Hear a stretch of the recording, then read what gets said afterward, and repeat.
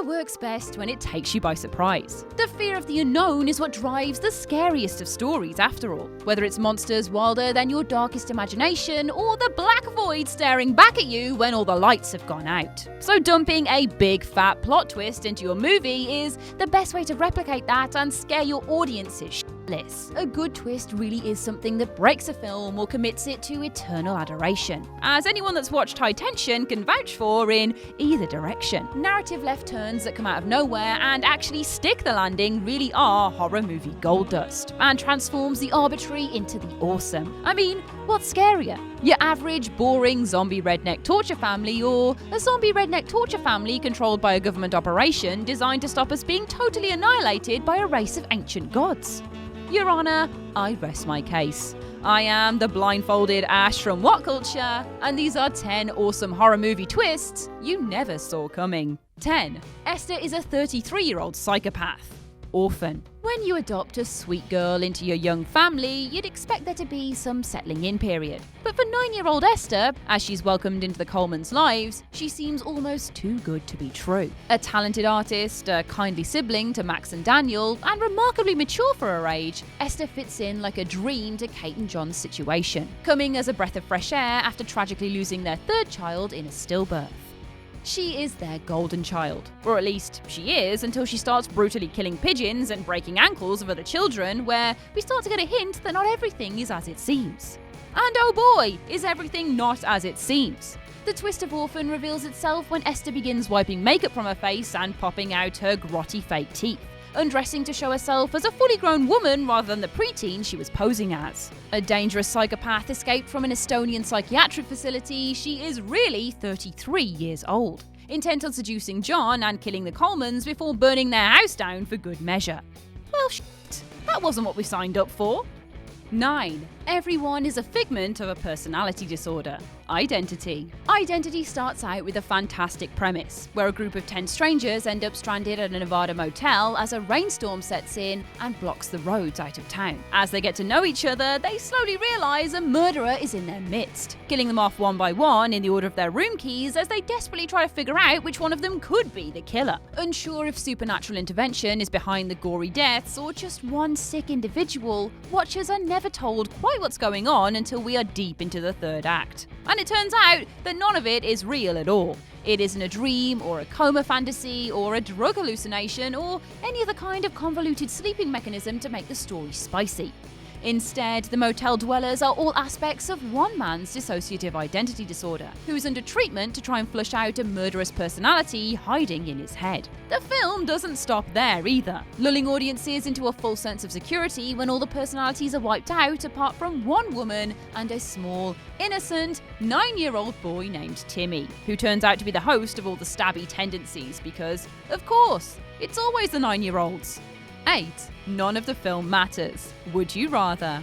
One of the better Saw derivatives in recent memory that toys with the game show format of horror movies, Would You Rather centers on a dinner party where the attendees are in a competition to win a large sum of money. More than enough to change their lives or those closest to them to drastic effect. It's the latter that Iris is playing for, wanting to last the night for her brother's leukemia treatment that she is struggling to afford. But she is totally unprepared for the hellish night about to be thrust upon her. After a good dose of electrocution, explosives, whipping, and even a spot of eye slitting, Iris makes it out as the last woman standing and takes a bag of money after shooting a man point blank as her final task. When she makes it home, however, the twist kicks in. That she's done all of these horrific acts, hurt herself mentally and physically, and risked everything for her brother's treatment, and he has killed himself while she was away for the night so she doesn't have to care for him anymore. It's dark, but excellently executed, since you never really see characters escape these situations so cleanly, only to be destroyed by outside influence.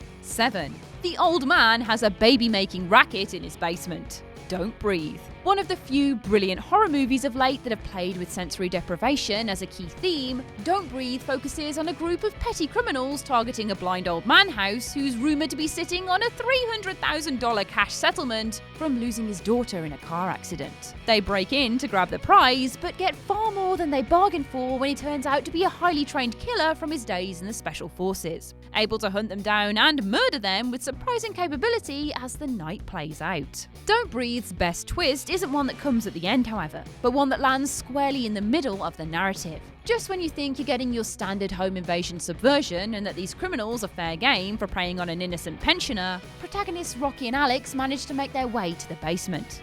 What they find there is the stuff of nightmares. This man has not just taken his settlement, but the woman that hit his daughter in the accident, chaining her up and forcibly impregnating her with a turkey baster full of semen to create a replacement child.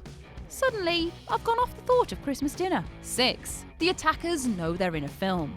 Funny Games. One of the best meta-horror movies to grace the screen, Michael Haneke's Funny Games has actually been made by the man twice, in 1997 and 2007, but goes that extra step in his more recent adaptation to drive home his fourth-wall smashing antics. When two strangers, Paul and Peter, turn up at the Farber family's lake house, they begin to wreak havoc on their home life by capturing and torturing George, Anne, and their son, Georgie. It's a pretty standard setup for what sits somewhere between home invasion and an exploitation movie, except for one seemingly minor detail. As the duo enact their sadistic games on the Farbers, Paul shows a self-awareness of the audience through looking straight down the lens. The pair see their interactions like in-jokes as they play out their violence on screen, until it all culminates into one shocking manipulation of the film medium itself. Paul grabs a TV remote and rewinds time to gain the upper hand. It's here that all hope is lost for this family ever making it out alive. But boy, is it a twist out of nowhere that ramps up the intensity of the movie to the nth degree. 5. One twin was dead all along.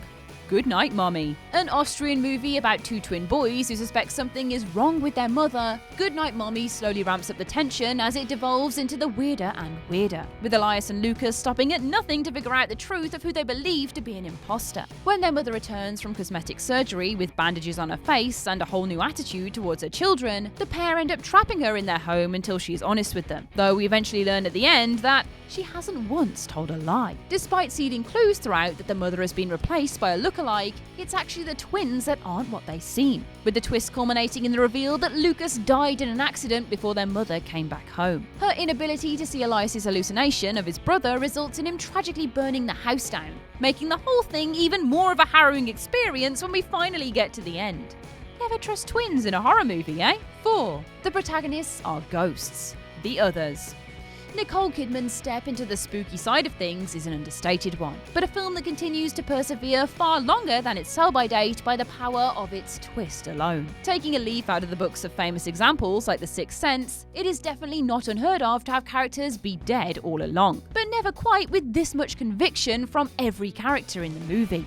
The Others, of course, tells the story of a lonely woman living with her two children as she awaits her husband's return from the aftermath of World War II. Both her kids suffer from a rare photosensitivity disorder that makes them need constant darkness. And of course, an old, spooky, dimly lit home in the 40s is ripe for haunting from all sorts of other creatures. As the film plays out its deliciously creepy tone, it becomes apparent that not everything is as cut and dry as Restless Spirits. In fact, it is Kidman and her family that are the ones dead all along, and the visions they see of the others are from a seance attempting to reconcile their home with the long-dead family that just won't leave. It's a twist that comes absolutely from left field, and elevates the film to new heights because of it. 3. Christina is the real target. Les Diaboliques. A French film released in 1955, Les Diaboliques is a classic of the genre that gets under your skin with each dastardly twist on the suspense format, building inch by inch until it unravels in a showy twist that undermines everything you've been led to believe.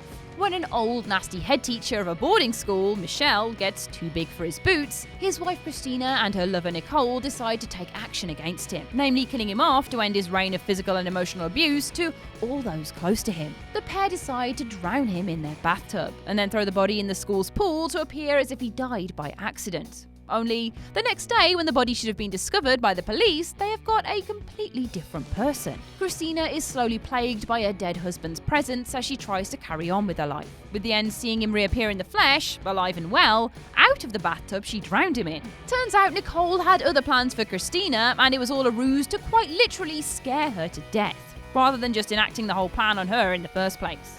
Well, I guess that's one way of doing it. 2. Half of the family are hallucinations. A Tale of Two Sisters. A Tale of Two Sisters is one of those lasting pieces of cinema that has been taken and reformed for Western audiences into a subpar remake, then cut up and divided off as films have ripped off its premise in lesser forms ever since. Where most might be familiar with The Uninvited, A Tale of Two Sisters stands as the OG dissociative identity disorder masterpiece, relaying Sumi's experience of coming home into a broken household as she returns from a stint in a psychiatric hospital. Sumi is forced to repeatedly protect her younger sister Soo Yeon from their abusive stepmother, Unju, much to the despair of her father. Attempting to assimilate back into normal life with this new woman in her home is difficult, and Sumi repeatedly suffers from strange supernatural occurrences whilst trying to survive in her own household. Only, at the end of the film, we discover that Soo Yeon doesn't actually exist. She died in a tragic accident after discovering their biological mother's suicide in a closet, causing Sumi's mind to fracture into multiple personalities to make up for her loss. Sumi's sister and stepmother are all a fabrication, eventually leading us to the truth behind Sumi's mental state from losing half her family in one fell swoop. It's dark, psychological, and takes you completely by surprise. There's a reason that this movie is one of the most hailed pieces of Asian cinema there is out there. 1. Simon was accidentally killed early on.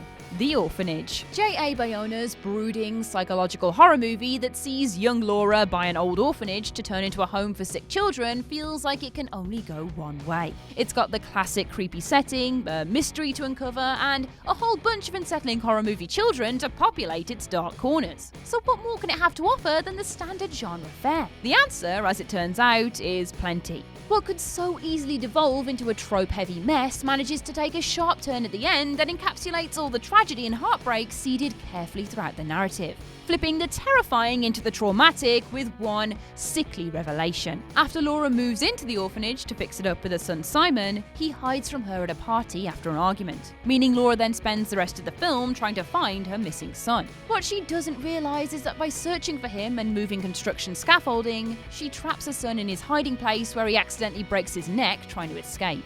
Discovering the truth of the situation is one of those moments that truly tugs at your heartstrings, something not many horror movies can boast about in recent years. And that's our list. What twists caught you by surprise? Share your thoughts in the comment section below. I've been Ash and this has been What Culture. Make sure to subscribe to the What Culture YouTube channel for more lists like this, and don't forget to visit whatculture.com for daily news and articles. Thanks for watching.